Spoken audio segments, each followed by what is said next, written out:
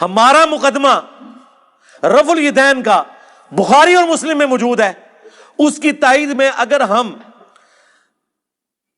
جز رفع الیدین سے یہ روایت لے کر آئیں جو روایت ہمارے نزدیک صحیح ہے، اگر کسی کی جرأت تو اس کا ذاتی اپنا کہ عبداللہ بن عمر ان کو کنکریاں مارتے تھے جو رفع الیدین سستی کی وجہ سے چھوڑتا تھا.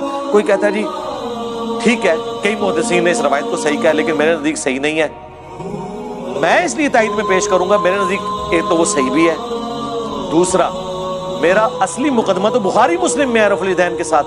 صلو کما رأیتمونی اصلی، کہتے ہیں جی بتاؤ رفع الیدین کا حکم کہاں ہے؟ بخاری مسلم دونوں میں رفع الیدین کا حکم موجود ہے، بخاری مسلم دونوں میں حدیث ہے. مالک بن حویرث کہتے ہیں ہم چند نوجوان تھے، تبوک کے موقع پر مسلمان ہوئے حضور کی وفات سے چند مہینے پہلے، اور ہم اپنے گاؤں ایریا سے آ کے مسجد نبوی میں رکے، آپ کی صحبت کی، 20 دن رہے حضور کے ساتھ دین سیکھنے کے لیے. کہتے ہیں پھر ہمیں گھر کی یاد ستانا شروع ہو گئی. ایک اچھا ٹیچر وہی ہوتا ہے جو فیس ریڈنگ کر لے. آپ تو کہتے ہیں نا حضور آپ کے زمانے میں ہوتا تو آپ کے ساتھ ہی رہتا، جو اس زمانے میں تھے انہوں نے اپنے کام بھی تو کرنے تھے نا، یہ دنیا میں نظام چل نہیں سکتا. تو وہ مالک بن حویرث کہتے ہیں حضور نے جب ہماری حالت دیکھی نا کہ آپ یہ بچے انٹرسٹ لوز کر رہے ہیں، ان کو گھر کی یاد ستا رہی ہے، حضور نے خود ہی بلا کے کہا کہ ٹھیک ہے بس جاؤ. یعنی وہ شرم و شرمی خود تو نہیں کہہ رہے حضور اجازت دیں، حضور نے کہا اچھا اب تم جاؤ. دیکھنا واپس جب گئے تو نماز کا جب وقت ہو، 5 نمازوں کی یہ ٹائمنگ ہے جو تم نے میرے ساتھ نمازیں پڑھی، تم میں سے کوئی ایک شخص اذان دے جسے قرآن زیادہ آتا ہے اور عمر میں بھی بڑا ہے، وہ تمہاری امامت کروائے. اور ساتھ ہی آپ نے فرمایا صلو کما رأیتمونی اصلی، اور نماز تم نے ویسے پڑھنی ہے جس طرح مجھے نماز پڑھتے ہوئے دیکھا ہے. حکم آ گیا نا، نماز ویسے پڑھو جس طرح مجھے دیکھا. اب اس کے بعد حضور کو کہنے کی ضرورت نہیں ہے کہ میں نماز جب شروع کرتا ہوں تو دیکھو میں اللہ اکبر کہتا ہوں تم بھی اللہ اکبر کہو، میں ثنا پڑھتا ہوں تم بھی ثنا پڑھو، یہ تو کہنے کی ضرورت نہیں ہے.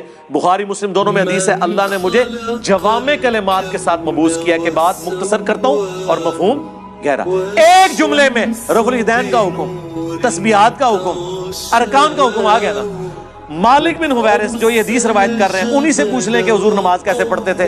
وہ تابعین کو نماز سکھا رہے ہیں اور کہہ رہے ہیں کہ اس وقت نماز پڑھنے کا میرا ارادہ نہیں تھا، میں صرف اس لیے نماز پڑھ رہا ہوں تاکہ تمہیں بتاؤں کہ نبی اسلام نماز کیسے پڑھتے ہیں. بخاری مسلم دونوں میں موجود ہے.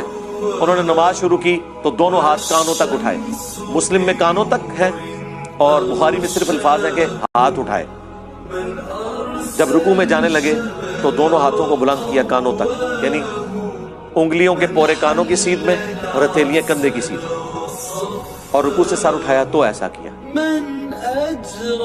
اور بخاری میں یہاں تک ہے کہ مالک بن حویرث ہر طاق رکعت میں جب تک بیٹھ نہ جائیں دوسری رکعت کے لیے کھڑے نہیں ہوتے تھے، یعنی پہلی اور تیسری رکعت میں بیٹھ کے اٹھتے تھے، یعنی جلسہ استراحت.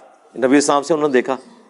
جو لوگ کہتے ہیں حضور بوڑھے ہو گئے تھے اس لیے جلسہ استراحت کرتے تھے، احناف یہ مانتے ہیں کہ رسول اللہ صلی اللہ علیہ وسلم نے جلسہ استراحت کیا ہے، لیکن یہ جلسہ استراحت نام بتا رہا ہے کہ یہ راحت کے لیے ہے.